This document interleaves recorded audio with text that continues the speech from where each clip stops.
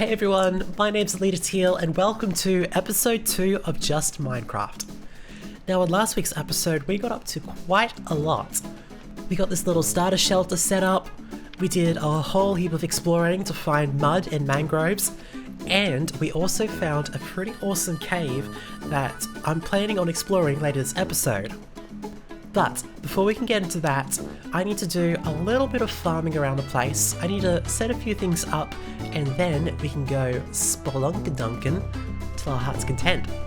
So in last week's episode, I talked about the mud from 1.19 that I backported into 1.18 for this series, and I showed off how you create mud bricks out of it by combining the mud with wheat.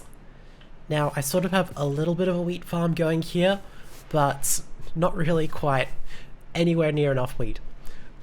Last week I was trying to decide if I was going to build an island base or if I was going to build a base inside of the massive cave. However, I have decided I will put my home base here, and I have another project that I want to build in the caves, but I'll talk about that once we actually start exploring it. So this island base is going to take up pretty much all the island, and it will mean that I need to deforest all these trees. So what I'm thinking is that I'll just go ahead and quickly deforest this all, and then I'll turn it into like a temporary giant wheat farm. Because later on in the episode I do actually want to set up like an auto wheat farm, but I need a few more like redstone contraptions, like observers and stuff, before I can actually do that. But until then, if I turn this island into a temporary wheat farm, that should give me enough wheat to finish off stage 1 of the island base.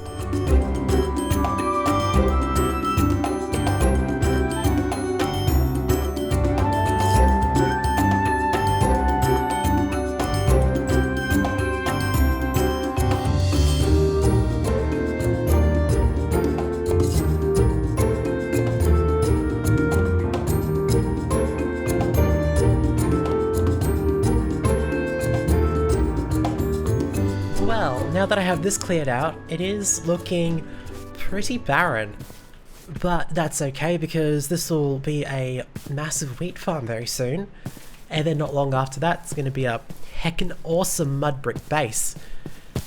Now the only problem right now is that I don't really have enough seeds, so I kind of need to wait for this to grow, but I'm also going to set up a little auto composter to help speed things up a bit. So one of the things about clearing out this entire island is that I now have a lot of saplings, which I should be able to turn into compost. So we're going to set up a auto composter pretty quickly, and I might put it, let's put it here. Now auto composters are super simple to do. All you really got to do is have your chest, have your hopper. Actually, wait, no, we can do this a bit better. Let's put that hopper here. Composter on top of the hopper. Hopper on top of the composter. And then another chest to put all the saplings into. So now, if I go ahead and just dump all of these in here, it's just going to straight up go ahead and compost it all for me. Like that. It's a pretty simple and pretty handy contraption to have, especially if you're going to do a lot of farming. Obviously you don't need one of these if you have like a skeleton spawner farm. While I wait for these to grow a little bit more, I'm going to start building out a little bit of a mangrove plantation, because I'm also going to be using a lot of mangrove wood in this build. I think I'll actually build them out here in the water a bit, just to give it a little bit more of a swampy vibe. I also need to make sure that I'm actually grabbing all of these vines as well, because I really love mossy cobblestone, and, well, you use vines to craft it. Or moss, but I have a renewable source of vines right now, which is growing these mangrove saplings.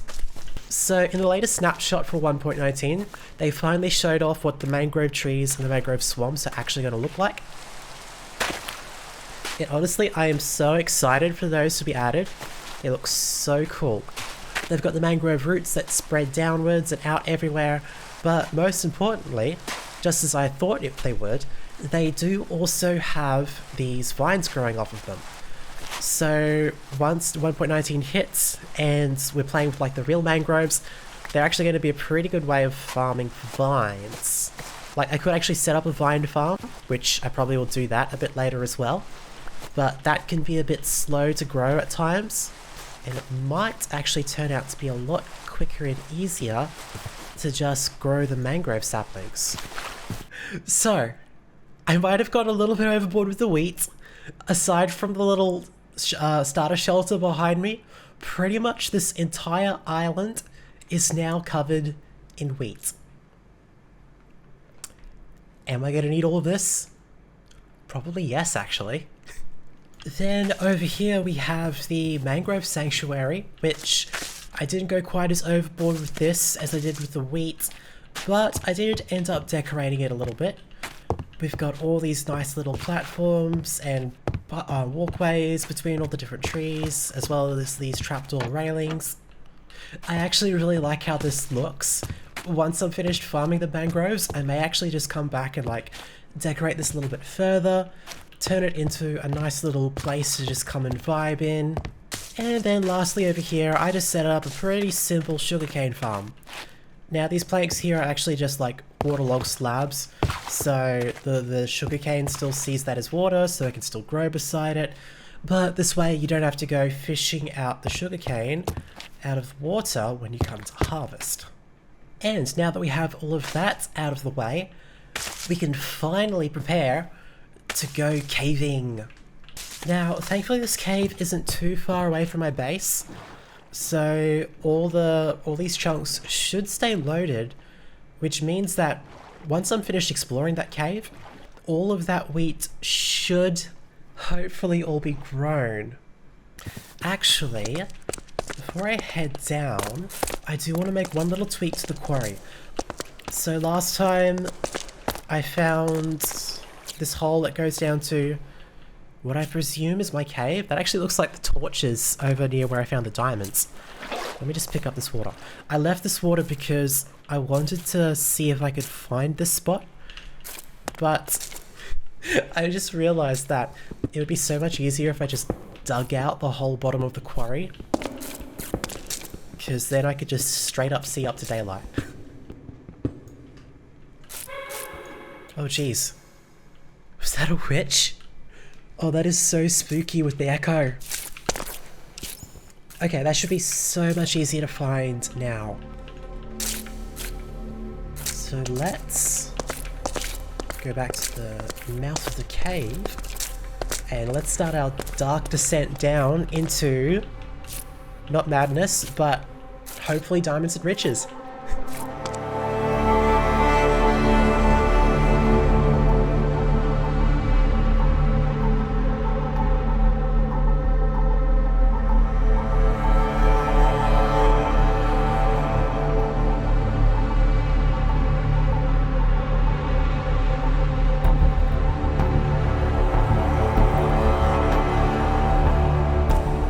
Last time I was down in here, I mentioned that it was probably going to be pretty hard to see just how big this cave is because of how dark it is. However, I have played around with my shaders and I have bumped up the brightness, so hopefully you should be able to see it a little bit better now. And honestly, it's still huge, but I didn't realize just how much pointed dripstone there is everywhere. This place is like coated in it. But now that I'm looking at it, it could actually go quite nicely with the mud bricks. Okay, let me grab a few. I'm gonna have to take that back and experiment. So there's a few main things that I'm looking for down here. Obviously diamonds. Diamonds are always good to find. Redstone would also be good, so I can start automating some stuff. I also really want to find a geode, because I want to get a spyglass, because then I can show off one of the other mods that I use. Oh jeez, baby zombie. No, I hate these things so much.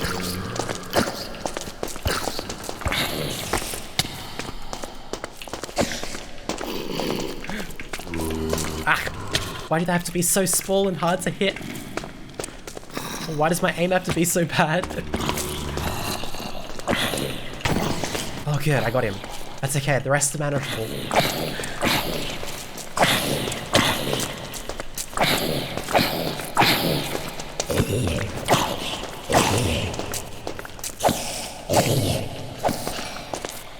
Oh, okay, wow.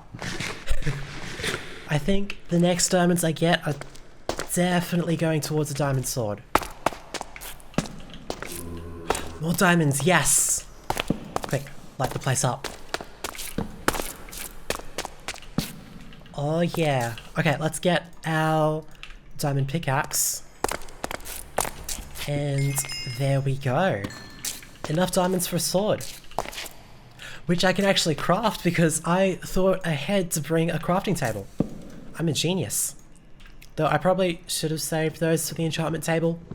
That's fine. I'm sure we'll find plenty more diamonds yet. I'll be honest, it's not getting killed by any mobs that's scaring me the most down in here. It's getting hit by a mob when I'm at like the side of a massive drop and then just dying from fall damage. That's what's really scary down here. Wait a second. Is that a mine shaft I see over yonder? That looks like a bunch of cobwebs surrounding a cave spider spawner. Interesting. Oh, yep, that's definitely a mine shaft. And that's definitely a creeper. And that's definitely a dead creeper. Just the way I like them. Oh man, I love how these mine shafts look in these massive caverns. Oh, there goes that skeleton. Oh jeez. Where are the spiders coming from?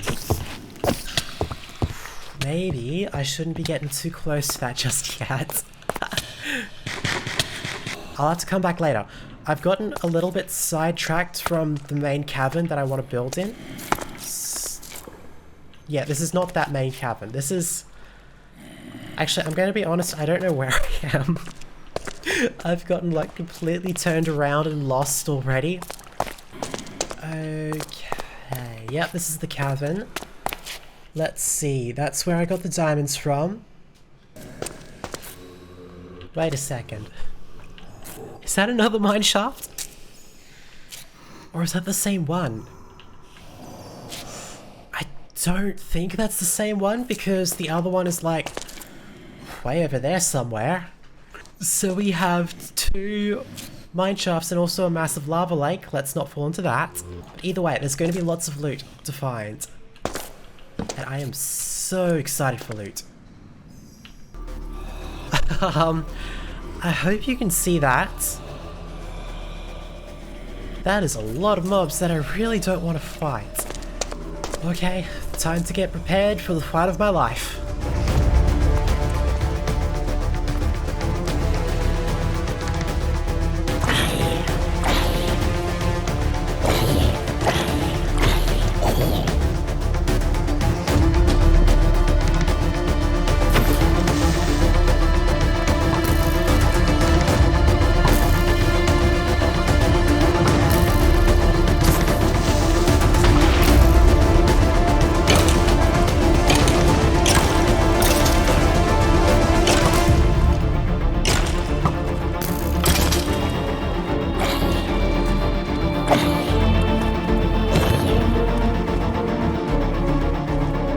So last week when I discovered this massive cavern, I was starting to wonder if I should build my base here instead of on the island. But I have decided that I will build my base on the island, and I've got a totally different mega project that I want to build down here. So as you probably know by now, in the 1.19 update we are getting ancient cities. And the wardens and all the skulk stuff and all that fun jazz.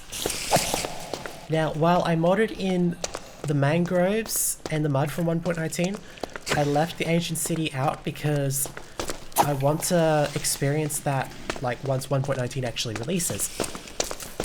But what I'm thinking is that I might try building my own version of an ancient city down here in this cavern.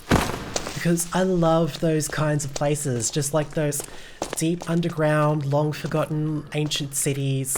And this cave is so massive, it would be a shame not to build something that big down here. So that's going to be like a very long-term goal, and it's probably going to be quite a few more episodes before we even start on that.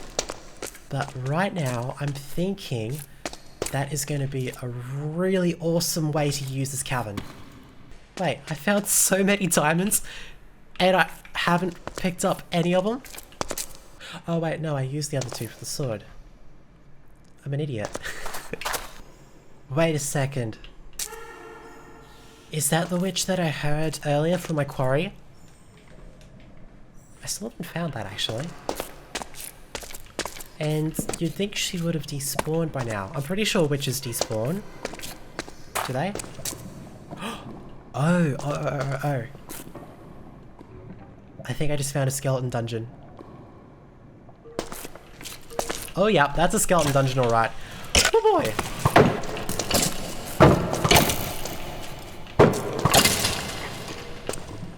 Into the lava with you! Oh, never mind. Not if I kill you first, apparently. Okay, no, never mind. I'm not going in there right now. Or... Okay.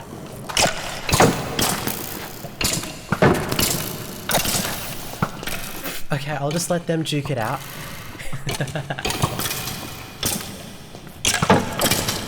Perfecto. Okay, let's see. Any good loot? We have a name tag. Golden apples, yes. But I will definitely be coming back. Because if I can build like a proper farm out of this, then I'm gonna have way more bone meal than I'll ever need. Oh wow. Oh, I love how this looks with all the chains dangling everywhere.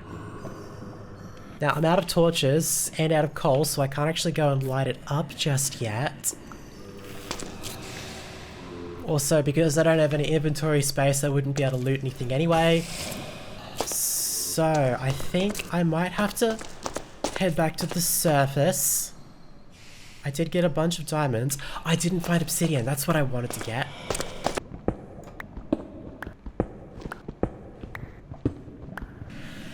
Well, that was a pretty decent little expedition. I've barely scratched the surface of this cavern, like, it just doesn't stop. I've gone all the way over to where that blue fog is, and it just still keeps going. There is a whole lot more over there. There's like one mine shaft there, there's another mine shaft there. I think that actually might be my quarry. I'm pretty sure it's my quarry. Wow, I only just noticed that. There's also like this whole big upper area I've yet to explore. I don't even know what's over this side yet. This place is going to be amazing to build a lost underground city in. So I am so keen to start planning that out. But I do have a rather full inventory, so I should probably head back to base. I got all the diamonds and the obsidian that I wanted, as well as a bunch of iron and redstone dust. And also a little bit of extra loot along the way. So for now, I am going to pack it up and head back to base. Yeah, see look, that just keeps going and going. I haven't even explored any of that yet. Jeez. So it would appear as though I was actually a little bit far away from these crops for them to grow. Like, some of them have grown a bit, but I was kind of expecting all of them to be grown by now. It's been quite a while since I set out on that little expedition. But that is fine though. I do have some other things around here that I want to work on. Like finishing up this little sugarcane farm, storing all my goodies in a safe location, and also checking out what the mud brick looks like mixed with the dripstone block. It's not quite the right color or texture.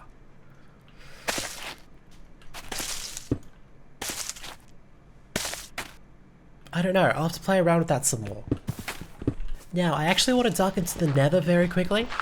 I'm not actually going to do any exploring. I'm not really going to show that on this episode because that would just be a bit too much.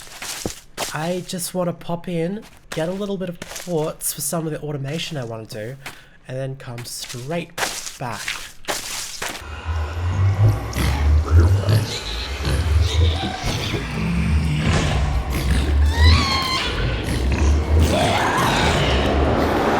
And with that acquired, it is time to get into some Redstone Engineering. Woo, yeah, baby! So there's two main resources that I need to automate as best as I can, which are the mud and the wheat, so that I can make the mud bricks for the island base. As I mentioned last week, to create mud, all I gotta do is take a block of dirt and then use a water bottle on it. So we need to figure out how to automate that. Now, thankfully, dispensers do work. If you put a dispenser against a mud block, if you put the dispenser beside a dirt block with a water bottle inside of it, it'll turn that dirt into mud. But that one's going to be a fun one to figure out because, well, just because of how new mud is, I don't think many people have tried any sort of automatic mud conversion machines yet. So that one I'm gonna have to design from scratch. But for wheat, well, that one's pretty old. I think pretty much every Redstone YouTube channel has done their own version of wheat farm by now. So that's not going to be too hard to figure out. So yeah, that's a pretty simple build. Up here we have where all the wheat's gonna grow. We have the villager that will harvest and replant it, which I borrowed him from this little village just over there. Underneath we have a hopper and a minecart that's just going to keep running backwards and forwards and collecting all the wheat as it's dropped. And then over in here, we have a little unloading station, so whenever the hopper minecart has stuff in it, it'll stand on here. This will stop it from moving. It'll empty everything out, and then once it's finished, it'll start going backwards and forwards again.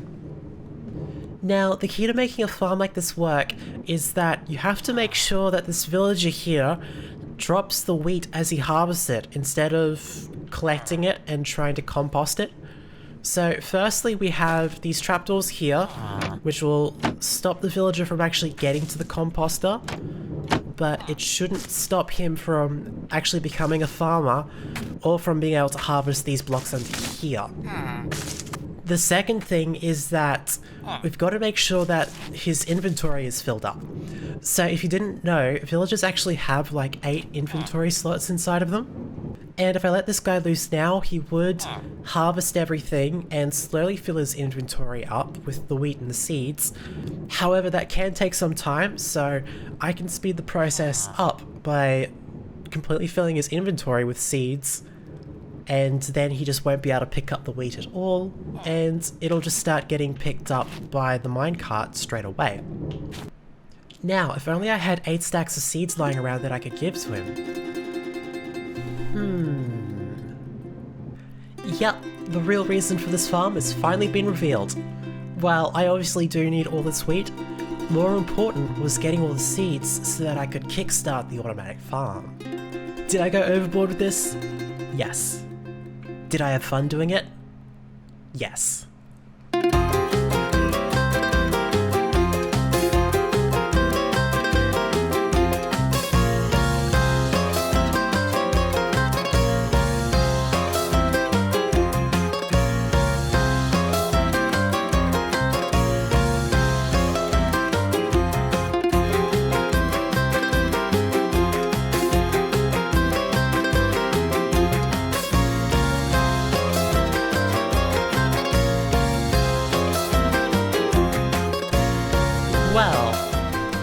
I may have ended up with a few more than just 8 stacks of seeds. I have all of this here, and all of this here as well. Well, I guess all the extra stuff will work really well with the auto composter. I should get a whole lot of bone meal out of that. Well, now we're back at the wheat farm, and it's finally time to let this guy loose on these poor, unsuspecting crops. I need to see, can I give him stuff while he's in a minecart? Sounds like it. Okay, and if I give him this stack, he shouldn't be able to pick that up. No, good. His inventory is full. So, let's let him loose. Let's make sure he can pick up... Yep, he's become a farmer. And so now, he should go about harvesting all of that. And we should start to see that coming through into the chest. Yes! Awesome, that works.